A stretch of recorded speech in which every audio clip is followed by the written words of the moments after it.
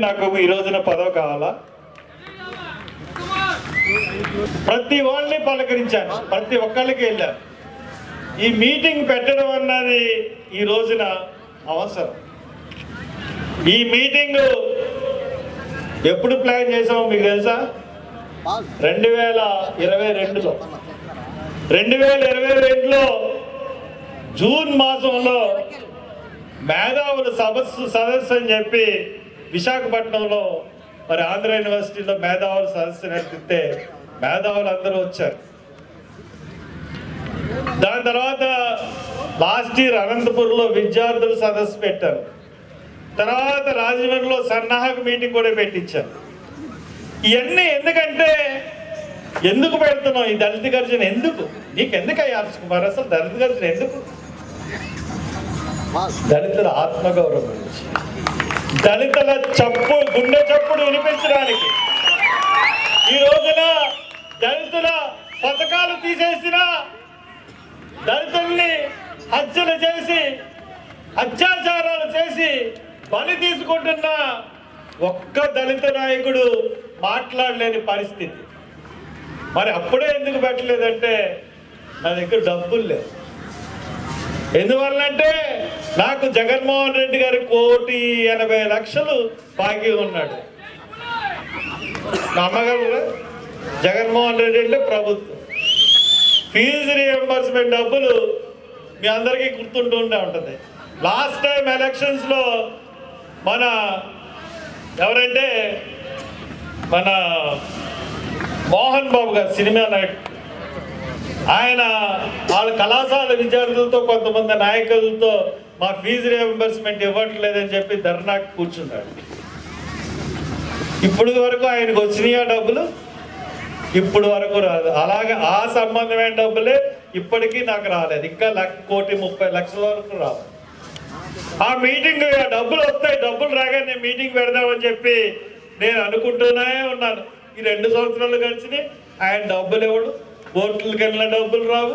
ఆ డబ్బులు అలాగే ఉంచుకుంటాడు. మరి ఎప్పటికి ఇస్తాడో ఎప్పటికి ఇవ్వడో తెలియని పరిస్థితి. దాంట్లో 25% కట్ చేసుకుని ఇస్తామని మీరు అందరూ సమ్మతి తెలిపంటే దానికి కూడా సమ్మతి తెలిపి ఈ కళాశాల యాజమాన్యాలన్నీ కూడా ఆయనకి పంపించింది. అయినా కానీ ఇప్పటి వరకు ఆ ఫీజు రీఎంబర్స్మెంట్ డబ్బులు రానేలేదు. కాబట్టి ఈ రోజున ఇక్కడ ఖర్చు పెట్టిన ప్రతి పైసా నా కష్టార్జితం, నా కష్టార్జితంతోనే నేను పెట్టాలనుకున్నాను. నా కష్టార్జితంతో పెట్టాలనుకున్నాను కాబట్టి ఇంత సమయం పట్టింది.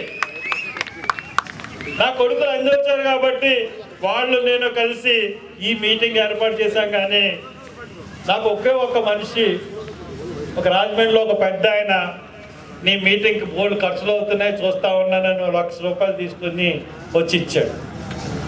సార్, నేను ఇది నా కష్టార్జితంతో పెట్టాలనుకుంటున్నాను, ఇది వద్దంటే నేను తీసుకొచ్చిన డబ్బులు వెనక్కి తీసుకెళ్ళాలంటే ఇది ఎలక్షన్లో ఒకవేళ పోటీ చేస్తే ఖర్చు పెట్టుకుంటానని చెప్పి తీసుకుని బీరువాలో భద్రంగా పెట్టాను. ఒకవేళ ఎలక్షన్లో పోటీ చేయాల్సి వస్తే నేను కాడ పెడతాను, ఖర్చు పెట్టుకుంటాను. ఇది దళితుల ఆత్మగౌరవ పోరాటం. ఇది నా బాధ్యత. ఎందుకంటున్నానంటే 2 సార్లు ఎంపీగా చేశాను కాబట్టి. ఇది జగన్ అహంకారానికి, దళితుల ఆత్మగౌరవానికి పోరాటం. ఇది ఎంత ధైర్యం లేకపోతేనండి ఒక దళితుల్ని ఇంత చిన్న చూపు చూసే ముఖ్యమంత్రి ఎవరైనా ఈ భారతదేశంలో ఉన్నారా? ఈ భారతదేశంలో దళితుల్ని ఇంత చిన్న చూపు చూసే ముఖ్యమంత్రి ఎవరైనా ఉన్నారా? ఈ దళితుల పథకాలు 27 పథకాలు నిర్దాక్షిణ్యంగా తీసేసిన ముఖ్యమంత్రి ఎవరైనా ఉన్నారా? మెడికల్ కాలేజీలో, ప్రభుత్వ మెడికల్ కాలేజీలో రిజర్వేషన్లతో తీసేసి సకల సీట్లు అమ్ముకున్నటువంటి ముఖ్యమంత్రి ఎవరైనా ఉన్నారా? పీజీ విద్యార్థులకి మొత్తం భారతదేశం అంతా స్కాలర్షిప్లు వస్తా ఉంటుంటే పీజీ విద్యార్థులకి ఫీజు రియంబర్స్మెంట్, స్కాలర్షిప్స్ అన్ని తీసేసి వాళ్ళని నుంచో చదువు లేకుండా చేసిన ముఖ్యమంత్రి భారతదేశంలో ఈయనొక్కడే. ఎన్ని పథకాలు రద్దు చేశాడండి? ఒకటా రెండా? ఎన్నో పథకాలు.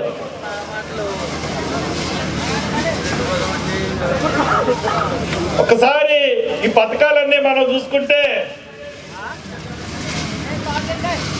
సప్లాన్ నిధులకి చట్టబద్ధత తీసుకొచ్చి ఆ చట్టబద్ధత ద్వారా నిధులు కేటాయించాలి, నిధులు ఖర్చు పెట్టాలి.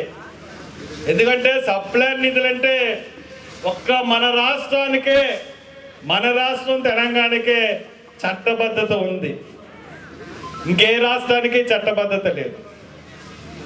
నిజంగా సెంట్రల్ గవర్నమెంట్ కానీ స్టేట్ గవర్నమెంట్లు కానీ నిజంగా సక్రమంగా ఈ సప్లాన్ ఎస్సీ కాంపోనెంట్ నిధులు కానీ ఖర్చు పెట్టుంటే దళితుల పరిస్థితి ఈ రకంగా ఉండదు.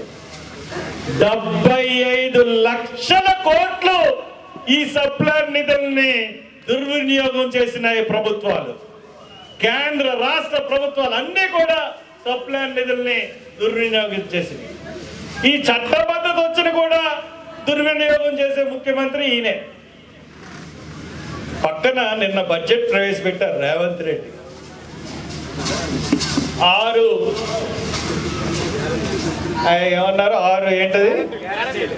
6 గ్యారెంటీలు, ఉచిత గ్యారెంటీలు. బస్సులో స్త్రీలకి ఉచిత బస్సు అని అలాగే 6 గ్యారెంటీలు చేశారు. దానికి ప్రత్యేకంగా 53,000 కోట్లు నిధులు కేటాయించారు. మరి నువ్వు ఉన్నావు, నవరత్నాలకి బడ్జెట్ కేటాయించావు. బడ్జెట్ తీయాలి కానీ అమ్మఒడి స్కీమ్కి సప్లాన్ నిధుల నుంచి తీసుకొచ్చి ఖర్చు పెట్టి నేను ఇదిగో ఇంత ఖర్చు పెడతానని ఎలా చెప్తున్నావు జగన్మోహన్ రెడ్డి? నువ్వు ఇది న్యాయమేనా? ఇది కరెక్టేనా? అది సప్లాన్ ఆయన చేస్తున్నది. అభివృద్ధికి ఖర్చు పెట్టమంటే ఆయన ఉచితాలకి, ఆయన నవరత్నాలకి ఖర్చు పెట్టుకునే సమస్య. ల్యాండ్ పర్చేజింగ్ స్కీమ్, పేద దళితులందరికీ కూడా ఏమన్నా ల్యాండ్ కొని 2 ఎకరాలు, ఎకరో 3 ఎకరాలు కొని దాన్ని పేద రైతులకు ఇస్తే వాళ్ళు వ్యవసాయం చేసుకుంటారని ఈ ల్యాండ్ పర్చేజింగ్ స్కీమ్. ఈ రోజున ఆయన ఈ స్కీమ్ను రద్దు చేసేసాడు. ఈ రోజున ఎవరికి ఇచ్చాడో తెలుసా? ఆయన యాత్ర 2 సినిమా చేసిన డైరెక్టర్కి, ప్రొడ్యూసర్కి 2 ఎకరాలు హార్స్లీ హిల్లో కట్టబెట్టాడు. అంటే పేదలు పొట్టగొట్టి నువ్వు ఎవరికి ఇస్తున్నావు? ప్రభుత్వ భూములు బడా కంపెనీలకి, లేదా అదానికి ఇస్తావు వేల ఎకరాలు, లేదా అంబానీకి ఇస్తావు, లేదంటే నీతో ఉన్న వాళ్ళకి, నిన్ను సపోర్ట్ చేసిన వాళ్ళకి, లేదంటే కోడికత్తి సీనుకి గాయమైతే కట్టుకట్టిన డాక్టర్కి ఒక సలహాదారు ఇస్తాం. ఇటువంటి పనులు నువ్వు చేసే పరిస్థితి. ఇకపోతే best available scheme, schools scheme. ఈ స్కీమ్ ద్వారా మన పిల్లలు 1వ క్లాస్ నుంచి ఇంటర్మీడియట్ వరకు చదువుకునే పరిస్థితి. రాజమండ్రిలో చదువుతున్న పేద పిల్లలు వాళ్ళు ఒక ఈస్ట్ గోదావరిలో ఒక 500 మందిని సెలెక్ట్ చేసి వాళ్ళందరినీ మంచి స్కూల్లో జాయిన్ చేసి వాళ్ళందరికీ ప్రభుత్వ ఫీజులు కడుతూ ఇంటర్మీడియట్ స్థాయికి వచ్చేటప్పటికి ఇంటర్మీడియట్లో ఒక 35,000 ఫస్ట్ ఇయర్, 35,000 సెకండ్ ఇయర్ పెట్టి కార్పొరేట్ కాలేజీల్లో జాయిన్ చేసే వరకు చదివించే స్కీమ్ ఇది. ఇంత మంచి స్కీమ్ని తీసేశాడు. మొన్నే సుప్రీంకోర్టు జడ్జిమెంట్ ఇచ్చింది. దీన్ని చాలా అన్యాయం, ఈ స్కీమ్ని మీరు తిరిగి పెట్టండి అని చెప్పి మరి మనకి వాళ్ళు చేశారు. అలాగే కులాంతర వివాహం చేసుకుంటే 2,50,000 ఇచ్చే పరిస్థితి, దాన్ని కూడా ఆయన రద్దు చేశాడు. కులాంతర మతాంతర వివాహాలు ఆయనకి పడవు.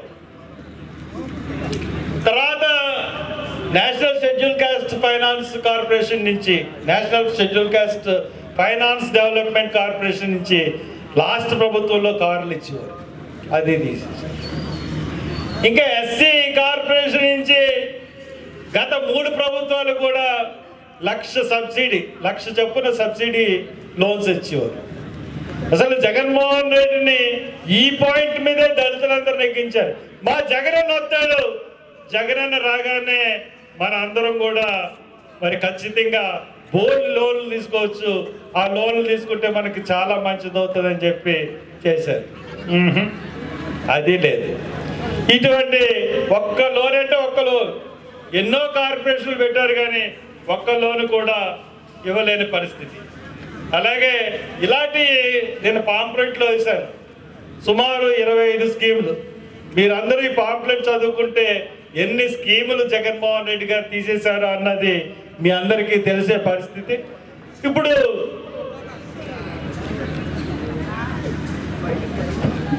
మనం నవరత్నాలు చూసుకుంటే, నవరత్నాలు అంటే 9 రత్నాలు. ఆ 9 రత్నాల్లో మొదటి రత్నం రైతు భరోసా.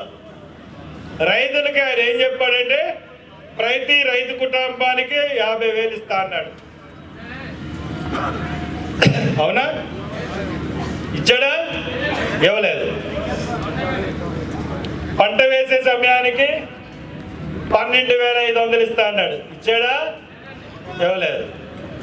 ఇప్పుడు రైతు భరోసా కింద 6,000, అది కూడా సెంట్రల్ గవర్నమెంట్ ఇచ్చేదే ఇస్తా ఉన్నాడు. వడ్డీ లేని పంట రుణాలు ఇచ్చాడా? ఇవ్వలేదు. ఉచితంగా బోర్లు, ఒక్క బోరు కూడా వేయలేదు. ఒకసారి వ్యవసాయానికి పగటిపూట 8 గంటల ఉచిత విద్యుత్తు ఇచ్చాడా? ఇవ్వలేదు. 3,000 కోట్లలో ధరల స్థిరీకరణ చేశాడా? చేయలేదు. ఆక్వా రైతులకి ₹1.5తో కరెంట్ ఇస్తా అన్నాడు. ఇచ్చాడా? అది ఇవ్వలేదు. వ్యవసాయ ట్రాక్టర్లకు ట్యాక్స్ రద్దు, టోల్ ఫీజు రద్దు. ప్రమాదవశత్తు ఎవరైనా చనిపోయినా ఆత్మహత్య చేసుకున్నా వాళ్ళకి 7 లక్షలు ఇస్తాను. 7 లక్షలు ఇవ్వడమే కాకుండా వాళ్ళ దగ్గర నుంచి అప్పులు వచ్చి అప్పులు వాళ్ళు కానీ తీసేసుకుంటారేమో కాబట్టి ఆ అప్పులు వాళ్ళకి ఆ డబ్బు చెందకుండా ఆ కుటుంబానికే చెందించేటట్టు ఒక చట్టాన్ని అసెంబ్లీలో తీసుకొచ్చారంటే అది తీసుకున్నారు. ఇకపోతే ఇలాంటి స్కీములు మనం చూసుకున్నట్టయితే ఈ నవరత్నాల్లో మనం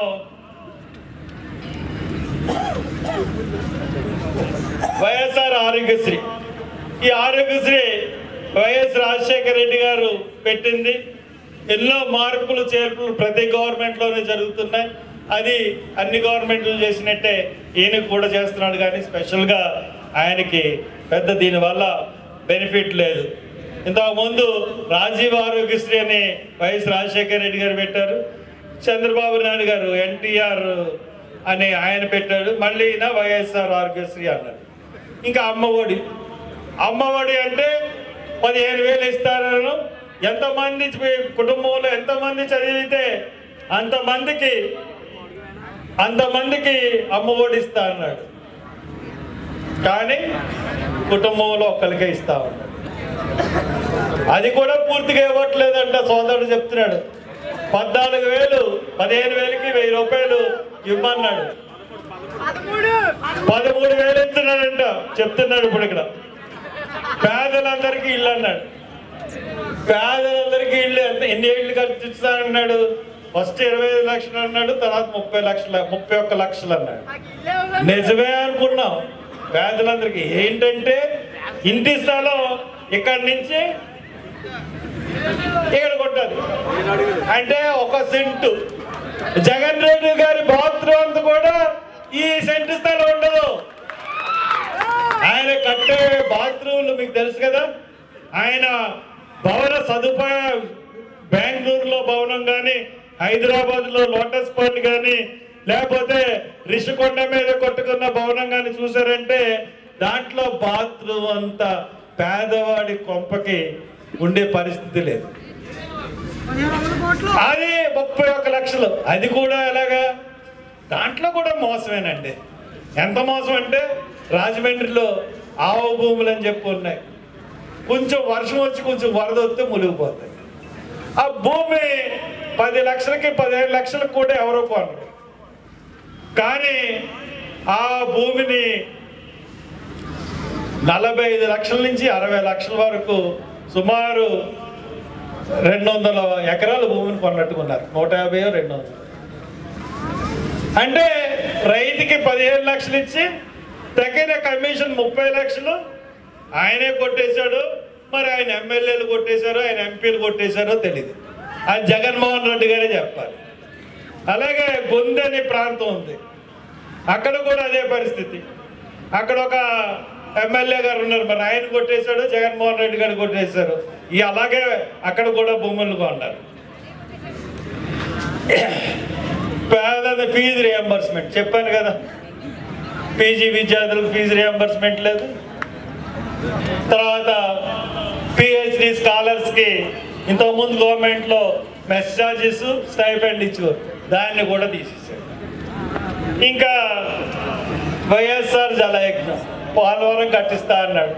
ఏది పోలవరం? 21 కల్లా అయిపోద్ది అన్నాడు, 22కి అయిపోద్ది అన్నాడు, 23కి అయిపోద్ది అన్నాడు.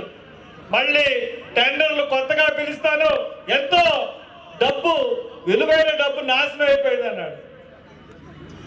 ఎక్కడ వేసిన గొంగలి అక్కడే ఉన్నట్టు పోలవరం ఉంది. పోనీ వెలుగొండ ప్రాజెక్టుకి ఏమైనా ఉందా? మన గేట్లు కొట్టుకుపోయాయి, కనీసం రిపేర్ చేయించాడంటే అది లేదు. అలాగా జలయజ్ఞం. ఇంకా మద్యపాన నిషేధం. కరోనా అందరికి నవ్వు వచ్చేస్తుందా? నవ్వు వచ్చేస్తుందా కోపం వచ్చేస్తుందా? ఎందుకంటే 60 రూపాయలు ఉండే బాటిల్ ఇప్పుడు 240, 260, 300. మందు కొట్టుడికి వెళ్ళినప్పుడల్లా జగన్ని తిట్టుకున్నాడంటే ఎవడన్నా ఉన్నాడా? ఇంట్లో ఆడవాళ్ళు కూడా మొత్తం డబ్బు. కానీ అన్నిటికన్నా దారుణమైన విషయం ఏంటంటే హైయెస్ట్ ట్యాక్స్ పేయర్స్ ఎవరంటే ఈ రాష్ట్రంలో ఈ మందు తాగేవాళ్ళే. ఈ మందు తాగేవాళ్ళు నెలకి 6,000 రూపాయలు ట్యాక్స్ కడుతున్నారు కాబట్టి ఈ ప్రభుత్వం నడుస్తుంది, లేదంటే నడవదు. దశల వారీగా మద్యపాన నిషేధం అన్నాడు. దశల వారీగా అటుంచి ఆయన మద్యపాన నిషేధానికి కనీసం డి అడిక్షన్ సెంటర్లు కూడా తీయలేదు. ఇంకా 9వ నవరత్నం ఏంటంటే వైఎస్ఆర్ ఆసరా చేయూత. పొదుపు సంఘాలకు డబ్బులు ఇస్తా అన్నాడు, 0 వడ్డీకే రుణాలు అన్నాడు. తర్వాత ఎస్సీ ఎస్టీ అందరికీ కూడా మరి లోన్స్ అన్నాడు. కార్పొరేషన్ ద్వారా ఎస్సీ ఎస్టీ బీసీ మైనారిటీ కాపు అందరికీ కూడా లోన్లు ఇస్తా అన్నాడు. దగ్గర 59 కార్పొరేషన్లు బీసీలకు పెట్టాడు, 3 కార్పొరేషన్లు ఎస్సీకి పెట్టాడు, మైనారిటీ కార్పొరేషన్ పెట్టాడు, కాపు కార్పొరేషన్ ఒకటి పెట్టాడు, బ్రాహ్మణ కార్పొరేషన్ అని ఒకటి పెట్టాడు, క్షత్రియ కార్పొరేషన్ అని ఒకటి పెట్టాడు, కమ్మ కార్పొరేషన్ అని ఒకటి పెట్టాడు, రెడ్డి వైశ్య కార్పొరేషన్ ఒకటి పెట్టాడు. ఎవరికన్నా ₹1 లోన్ ఇచ్చాడో కార్పొరేషన్ నుంచి? కనీసం ₹1 లోన్ కూడా ఇవ్వకుండా ఈ కార్పొరేషన్లు మాకు ఎందుకు జగన్మోహన్ రెడ్డి గారు? ఈయన నవరత్నాల సంగతి ఈ రకంగా ఉంది. దీన్ని బట్టి మనం ఒకసారి ఆలోచిస్తే మనకు అర్థమవుతుంది ఈయన నవరత్నాలన్నీ ఏ రకంగా ఉన్నాయో మనకు తెలుస్తుంది. ఇకపోతే ఈయన మీ అందరికీ తెలుసు, లాస్ట్ ఎలక్షన్స్ లో ఒక పక్కన విజయమ్మ గారు బైబిల్ పట్టుకున్నారు, ఒక పక్క బ్రదర్ అనిల్ క్రైస్తవులందరినీ కూడగట్టాడు, ఒక పక్క నేను జగన్ అన్న ఎక్కువ పెట్టిన బాణాన్ని అని చెప్పి ఆవిడ షర్మిల గారు తిరిగారు. తిరిగితే పరిస్థితి ఏంటంటే మణిపూర్లో క్రైస్తవుల్ని ఊచకోత కోసి దాని మీద ప్రభుత్వం మీద అవిశ్వాస తీర్మానం పెడితే ఈయన ఎంపీలందరూ కూడా దానికి ఎగ్నెస్ట్గా ఓట్ చేశారు బీజేపీకి. కనీసం మణిపూర్ మీద ఒక స్టేట్మెంట్ కూడా ఇవ్వని పరిస్థితి మన జగన్మోహన్ రెడ్డి. అలాగే మనం డాక్టర్ సుధాకర్ని మొదలుకుంటే విశాఖపట్నంలో డాక్టర్ సుధాకర్ కానీ, చీరాల్లో కిరణ్ కుమార్ కానీ, లేదంటే మా అక్కని ఎందుకు ఏడిపిస్తున్నారంటే అమర్నాథ్ అనే బీసీ కుర్రోడ్ని పెట్రోల్ పోసి తగలబెట్టిన సంఘటన. అలాగే ఎమ్మెల్సీ అనంతబాబు వీధి సుబ్రహ్మణ్యాన్ని చంపేసిన సంఘటన. సీతానగరంలో ప్రసాద్కి శిరోమండనం చేసిన సంఘటన. గుంటూరులో రమ్యని, అనంతపురంలో స్నేహాలతి. సత్యసాయి జిల్లాలో మొన్నే చూశాను. సమాధి అంటే మనిషి చనిపోతే పాతి పెట్టడానికి వెళ్తే ఇది మాస్వ భూమి, మీరు పాతి పెట్టడానికి లేదంటే పోలీసులు కల్పించుకుని అక్కడ భూమిని ఇచ్చిన పరిస్థితి. అలాగే 3 ఎకరాలు స్థలాన్ని అతను ఎస్సీ దళితుడు, అతనికి తాతల ద్వారా వచ్చిన స్థలాన్ని అతన్ని కిడ్నాప్ చేసి అతన్ని బలవంతంగా రాయించుకోవడానికి వైఎస్ఆర్సీపీ నాయకులు ప్రయత్నిస్తే ఎవరో పోలీసులు అందరికి ఫోన్ చేస్తే అతన్ని విడిపించారు. వీళ్ళ దురాగతాలు ఆ రకంగా ఏ రకంగా ఉన్నాయంటే ఆ రకంగా ఉన్నాయి. తర్వాత దొమ్మేరులో బొంతు మహేంద్ర, తాడిపత్రిలో సిఐ ఆనందరావు ఆత్మహత్య, తిరుమలాయపాలెంలో దళితుల బహిష్కరణ, సాంఘిక బహిష్కరణ, మస్కపల్లిలో గడ్డం సీని యువకుడిని హత్య, పోచారంలో ఎఫ్రాయిం, ఎర్రగొండపాలెంలో నాగపోగు మోజెస్, పులివేందుల్లో నాగమ్మ, కడపలో డాక్టర్ అచ్చెన్న, ఆదోన్లో డాక్టర్ రాబిన్ స్మిత్, నంద్యాల పాణ్యంలో అబ్దుల్ సతార్ కుటుంబంతో చోటుగా వెళ్ళి రైలు కింద పడి ఆత్మహత్య, మైదుకూరులో అక్బర్, నేను వెళ్ళి పలకరించాను.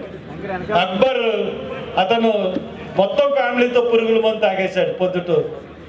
అక్కడికి వెళ్ళి నేను వాళ్ళ పలకరించి వాళ్ళకి ధైర్యం చెప్పొచ్చాను. అలాగే సింగంపల్లిలో బక్కసీను, రాజమండ్రిలో మనం చూసుకున్నట్లయితే మీకు ఒక దళిత అమ్మాయిని రేప్ చేసి అత్యాచారం చేసి 10 రోజులు బయట పోలీస్ స్టేషన్ దగ్గర వదిలేసి వెళ్ళిపోతే పోలీసులు పెట్టకపోతే మనం కల్పించుకుని పెట్టిన పరిస్థితి. అలాగే సామర్లకోటలో గిరిబాబు, శృంగవర్షంలో నడింపల్లి రాము, అలాగే ఎక్కడ చూసినా దళిత మీద అట్రాసిటీలే. ఇది చాలా మరి నేను చెప్దాం అనుకున్నాను కానీ ఈ సమయం కాలాతీతం అయిపోయింది కాబట్టి దీని గురించి నేను చేయలేకపోతున్నాను. చరమగీతం ఇప్పుడే చెప్తున్నాను. ఈ అంగన్వాడీలు 4 రోజుల పైగా సమ చేశారు, సుమారు 2 నెలలు. వాళ్ళకి సమాజం అంతా సంఘీభావం ప్రకటించింది. అయినా జగన్ గారి కరుణ కలగలేదు. కానీ ఆయన సలహాదారుడు వచ్చి ప్రతి ఓడు సమ్మె చేస్తే మరి ఆ సమ్మెకి ప్రభుత్వం లొంగిపోతే ప్రతి ఓడు సమ్మె చేస్తాడు. దీనికి అంతం లేదా? ప్రభుత్వానికి బాధ్యతలు ఉంటాయి అని చెప్పాడు సజ్జల రామకృష్ణారెడ్డి గారు. నిజమే అనుకున్నా. తీరా చూస్తే ఆయనకి ఖర్చు పెట్టిన పరిస్థితి ఏంటంటే ఆయనకి ఇప్పటి వరకు 240 కోట్లు ఖర్చు పెట్టారట. ఆయన జీతం సుమారు మరి ఎంతో నాకు తెలియదు కానీ ₹1 కోటి వరకు ఉంటుందని, 50 లక్షల వరకు ఉంటుందని చెప్తా ఉన్నాను. అంటే నువ్వు ప్రభుత్వంతో 240 కోట్లు ఖర్చు పెట్టుకున్నవాడు, నువ్వు అంగన్వాడీల గురించి మాట్లాడే నైతిక హక్కు నీకు ఎక్కడిది సజ్జల రామకృష్ణారెడ్డి? అలాగా ఆశా వర్కర్ పాపం వాళ్ళని ఎంత దారుణంగా హింసించారో మనందరం చూస్తాం. రాజధానిలో రైతు వాళ్ళ మీద ఎస్సీల మీద కూడా అట్రాసిటీ కేసులు పెట్టి సంఖ్యలు వేసి జైలుకి తీసుకెళ్ళి ఎస్సీ వాడు కంప్లైంట్ ఇస్తే అట్రాసిటీ కేసు పెడతారు. అటువంటిది ఎస్సీల మీద అట్రాసిటీ కేసులు ఎక్కడ మనం వినం. నేను ఎస్సీ కమిషన్కి వెళ్ళి కంప్లైంట్ చేసి చెప్తుంటే ఇది ఎలా సాధ్యం, ఇది ఎలా పెడుతుంది అంటున్నారు. మెడికల్ కాలేజీలో సీట్లు అమ్ముకున్నాడని చెప్తే కూడా అలాగే ఆశ్చర్యపోయింది. ఇంకా విశాఖపట్నంలో స్టీల్ నిన్నే అనౌన్స్ చేశారు. విశాఖపట్నం స్టీల్ గురించి అంతర్జాతీయ ప్రమాణాలు కలిగిన స్టీల్ ఫ్యాక్టరీ ఇది. దీని ఎగుమతుల్ని అనుమతిస్తున్నాం.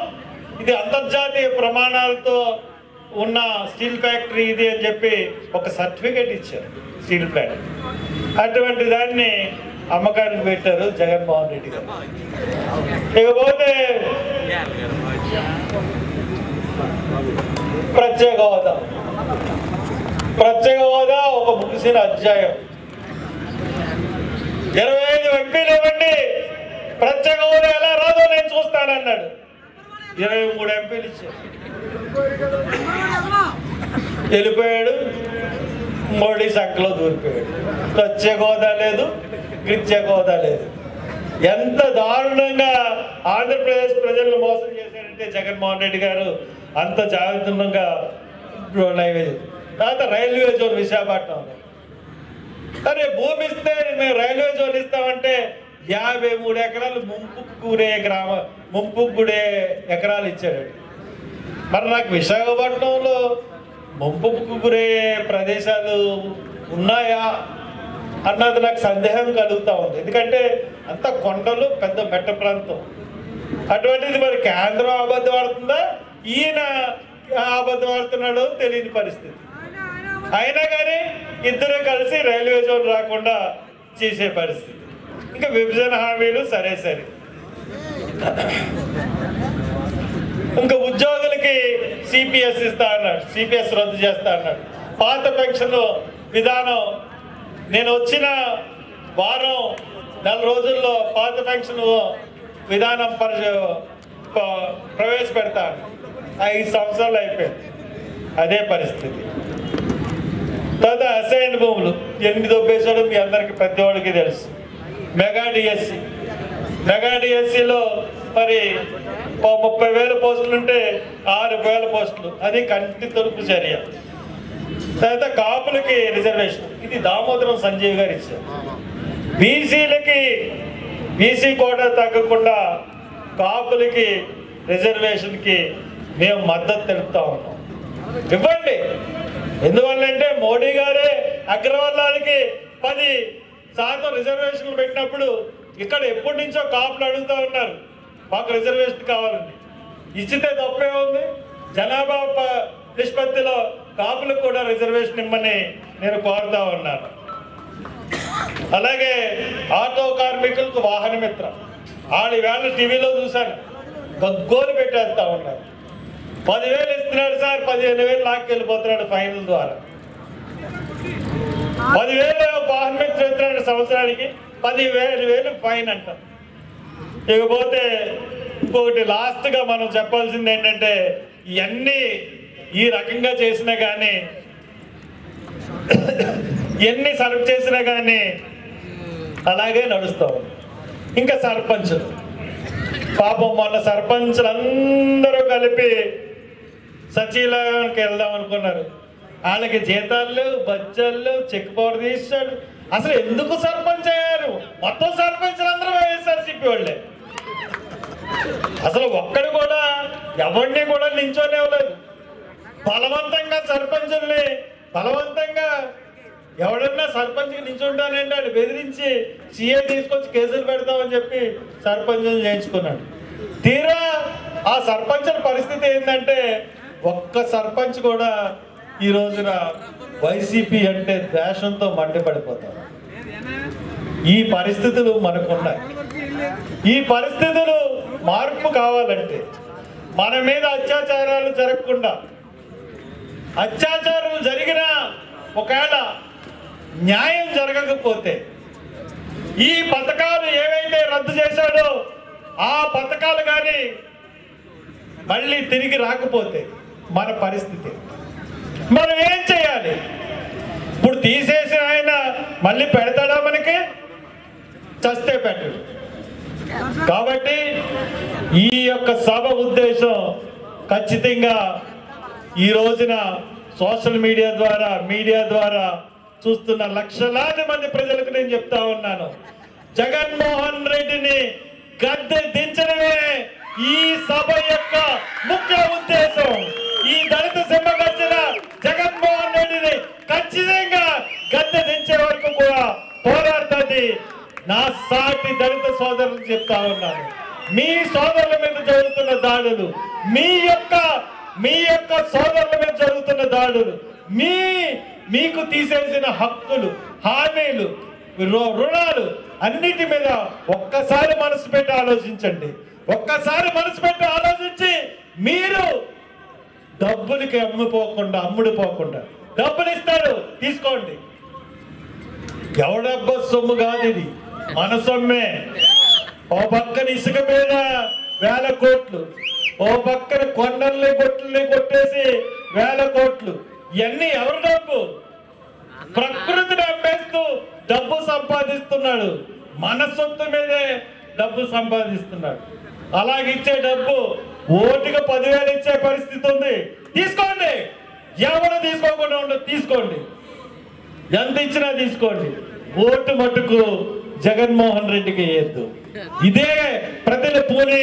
మీరు ఇంటికి వెళ్ళండి, ఇంటికి వెళ్ళి ఇంట్లో అందరికీ చెప్పండి, ఇంకొకసారి జగన్మోహన్ రెడ్డి వచ్చాడంటే మనం బతకలేం, మన ఆత్మగౌరవం చచ్చిపోతుంది, మన ఆత్మాభిమానం చచ్చిపోతుంది, మన చెల్లెమ్మలు చచ్చిపోతారు, మన మీద అత్యాచారాలు ఎక్కువైపోతాయి. కాబట్టి ఎట్టి పరిస్థితుల్లోనూ జగన్మోహన్ రెడ్డిని గద్దె తెచ్చే వరకు ఈ దళిత జాతి మరి సింహాల్లో గర్జించాలని కోరుతూ సెలవు తీసుకున్నాను. జై భీమ్, జై భీమ్, జై భీమ్.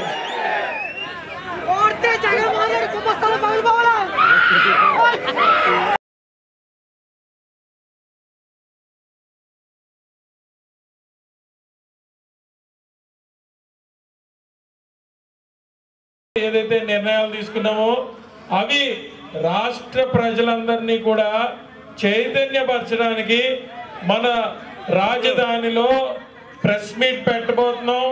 కమిటీ సభ్యులందరూ కూడా ప్రతి ఒక్కరూ కూడా రాజధాని ప్రెస్ మీట్కి తరలి రావాలి, రాజధాని ప్రెస్ మీట్ని జయప్రదం చేయాలి. అంతేకాదు ఈ సభలో తీసుకున్నటువంటి నిర్ణయాలు 175 నియోజకవర్గాల్లో మనం ప్రతి నియోజకవర్గంలోని దళిత జాతి ముద్దు బిడ్డలందరినీ కూడా కలిసి ఈ సభ ఏదైతే నిర్ణయించిందో దాన్ని కరపత్ర రూపంలో మనం ప్రతి నియోజకవర్గం నాడు పంపిస్తున్నాం. జగన్మోహన్ రెడ్డికి ఎందుకు ఓటు వేయకూడదు?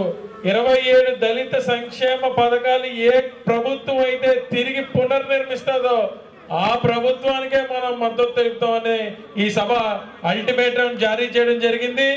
ఆ నిర్ణయాన్ని కరపత్ర రూపంలో హర్ష కుమార్ గారు త్వరలోనే ప్రింట్ చేసి అది 175 నియోజకవర్గాలకి కూడా మనం పంపించి మనం త్వరలోనే కార్యాచరణ ప్రకటిస్తామని సెలవు తీసుకుంటూ జై భీమ్, జై దళిత సింహగర్జన. ఉదయిస్తున్న సూర్యునితో ప్రభవిస్తున్న వార్తా ప్రపంచం ఈస్ట్ న్యూస్.